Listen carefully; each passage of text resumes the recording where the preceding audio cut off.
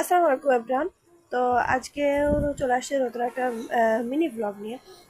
তো ব্লগ বলতে আজকে আমি বিকালে বাজারে গেছিলাম।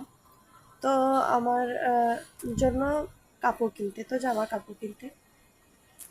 অ্যাকচুয়ালি আমি বাসায় যে কাপড়গুলো পরি এখনো ভালো রয়েছে, কিন্তু আমার হাজব্যান্ড পরতে দেবে না।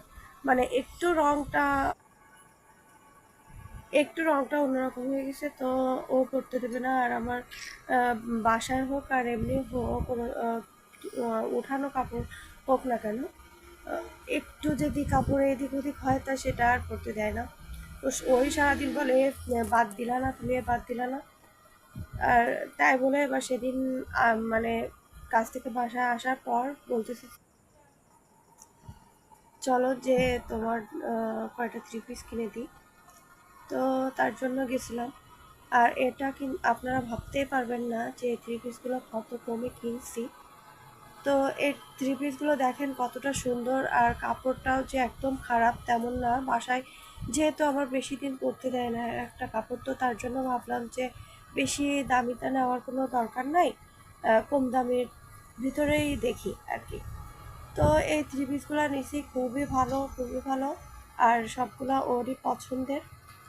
তো ও যখন কিনে দেয় ওই পছন্দ করে। আর আমি নিজে নিজে একা যাই কিনতে, তখন আমার পছন্দেই নিয়ে আসি।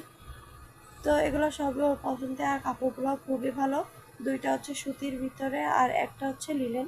তো এই সবুজ কালারের এটা হচ্ছে লিলেনের ভিতরে।